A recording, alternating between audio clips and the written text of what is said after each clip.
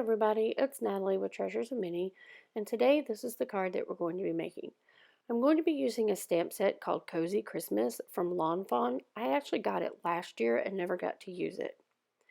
So I'm going to use my Misty to stamp out all of the elements from this stamp set that I'm going to use. So I'm going to lay them out on some Nina Solar White 80-pound cardstock. And once I have all my pieces laid out on my paper, I'm going to flip my door over to pick them all up. This is so I can stamp them all at one time. Because I'm going to be using some copic coloring, I am going to stamp this in some Memento Tuxedo Black. Now this is going to be a lot of coloring, so I'm actually going to play music and I will have the colors of the copics that I use listed at the top in the order that I'm using them. And I'm going to talk us through though when we get to the fire. So I will meet you back when I'm done with all the other coloring. Enjoy!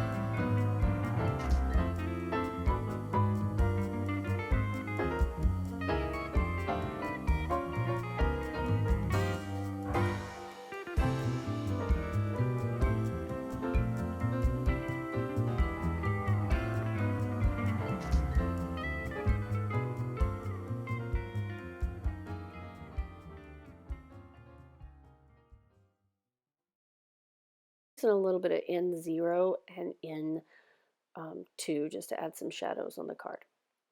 Now, before I get started on the fire, I actually want to go ahead. I'm going to use some stickles over the lights, and I want them to be drying, so when I'm ready to do it, I can die cut them. So I think this is Firefly, and actually, guys, I don't remember the names of these colors. So I will have the names of them listed below, but it's basically a green, blue, yellow, red, and diamond. Now for the fire, I'm going to be doing it in 2 layers. So the first I'm laying down that B01 and then some YR04, and then for the very top, the Y13. Now I'm going to come in and do another layer, but I'm adding B02, YR07, YR04, and YR13. And you're just going to blend that out really good because fire does have blue in it. Now I'm going to fussy cut all of the pieces out.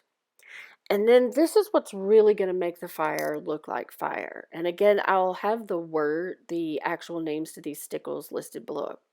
But I'm going to take this blue, I think it's called Enchanted blue, and I'm going to put a little bit down, but then I'm mainly going to be using the lid to kind of like flick the paint up, like in a flicking motion that you would use when we use the same motion for making hair with our copics.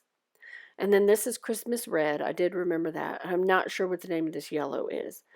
But I put down a little bit, and then I just take the lid and kind of like make a flicking motion, kind of like dragging the paint into each other so that it kind of mixes. And you can see how pretty this is. And I'm going to set that aside and let it dry. Now our Christmas lights are dry, so I'm going to run those through my Big Shot. But I didn't want this white around the Christmas lights, so I'm going to trim that off.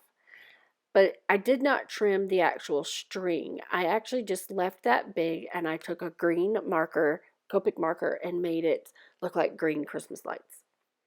Now this is the Lovely as a Tree stamp set, and I did not have a Christmas tree, so I'm going to make this look like an inside Christmas tree. I'm stamping this on some Strathmore cold pressed watercolor paper, and I'm actually stamping this with Versamark because I'm going to emboss it. I'm using two different color greens. One is by Zig and one is by Stampendous. And this is a straw where I've just cut the end off at an angle, and I put some washi tape on the other end so my embossing powder wouldn't fall out. It's kind of like a mini spoon. And I'm just kind of scattering the two different colors around. This is going to give the tree some depth and dimension. And this is a coffee filter that I am going to be tapping off the excess in. And then I'm just going to use my heat tool to heat set that. Now this would be really hard to fussy cut out, and you would have that white in the background. So I've actually taken some of my Inktense pencils. I've taken apple green and then a darker leaf green and a little bit of brown. And I wet the entire tree, and then I'm just dabbing in some of those colors. Make sure that the apple green, the lighter green, is on the outside and the darker green is on the inside. Now I'm going to kind of fussy cut around this. I'm going to follow the basic outline of the tree, but I'm not going to fussy cut around every single one of those leaves. And because we painted this green on the background, it's going to make it look full, and you won't really notice that it's not fussy cut exactly. So see, it's a pretty little tree, and we're going to make it an inside Christmas tree. Now I decided I needed some presents. So this stamp set is Home for the Holidays. It's also Lawn Fawn. And because this video is so long anyway, I didn't record me coloring the presents, but I used Copics. I'm going to fussy cut them out. This is some chocolate chip cardstock by Stampin' Up! That is cut at 5.5 by 8.5 and scored at 4 1/4. And then I have a piece of Very Vanilla by Stampin' Up! That is cut at 5 1/4 by 4. And I'm going to use these dies from Sizzix to cut out that piece to lay in the center of it. Now, I did not remember this name of this stencil, but it is by the Crafter's Workshop. And I have my craft mat down, and I'm going to lay the stencil over the Very Vanilla, and with some frayed burlap distress ink, I'm just going to go around kind of light. I want it to look like old vintage like wallpaper. But where my fireplace, I'm kind of keeping in mind where my fireplace is going to be, and I didn't really do it very dark there because I'm going to be doing fire in the back. So I'm going to lay down my Christmas tree and my present about where I think I want it, and then I'll lay down the fireplace about where I think I want it as well. And then I'm going to take my pencil and very lightly, actually the next parts with the pencil, I'm doing this darker just so you guys can see it. But I'm going to very lightly go around the edge so I will know where I can color. Now, I want it to look like it has some depth, so I made another box kind of on the inside and some diagonal lines to go with it, so it looks like it has depth. And when I laid this over it, you'll be able to kind of get the concept here. But then I also want it to have like a mantle, like on the floor. I guess it wouldn't be a mantle. I don't really know, but I'm going to come up a little bit higher because I want this to look like it comes out from the wall. So I'm going to go up a little bit and do 2 little tick marks. Then with my ruler, I'm going to, so I make sure I get it straight, I'm going to make a line on each side coming out. I really hope this is making sense. I think when you see it colored, you can see what I'm doing. Then I'm going to come down and make another line and then another. So you're going to be doing like 3 lines basically. And now you want to be able to, I want to get the angle somewhat correct. So I'm laying my ruler on the angle and lining it up with the inside of the fireplace, and then holding the top part of it still with my finger and just sliding out the bottom part. You can see I'm holding the top in place and sliding out the bottom, then drawing my angled line from the sides to the first line, and then straight down from that line to the next. That's going to make it look like there's like a hearth. Oh, it's called a hearth. I just thought of that, I think. It's going to make it look like there's a hearth there. So I think you can kind of see it. Now this is where it kind of gets a mess because I didn't know what I wanted to do. So I started out with E37, then I thought, oh no, it's got to be red. So I did some R39. I'm like, no, that's not right either. So then I did E33 and that wasn't working. So then I went in with some ends, and because I needed it to look black kind of down there.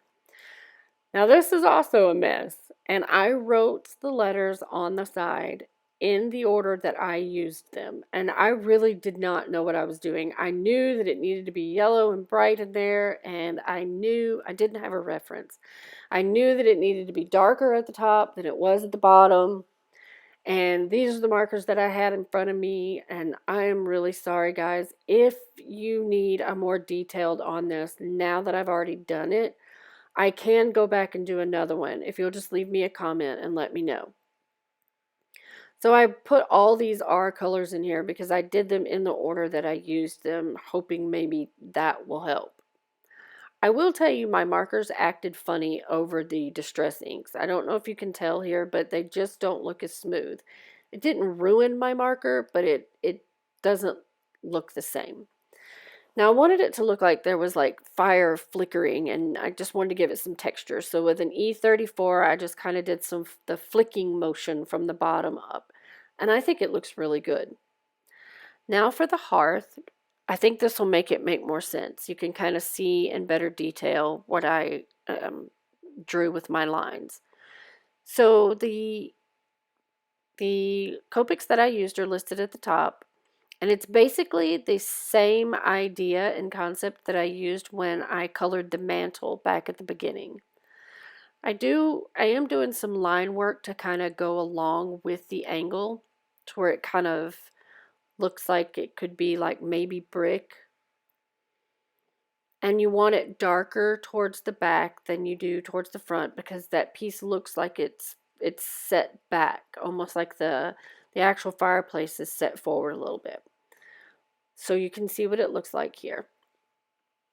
Now I'm going to take our fireplace that we fussy cut out, and I'm going to pop it up on some Stampin' Up! Dimensionals because they're a lot thinner.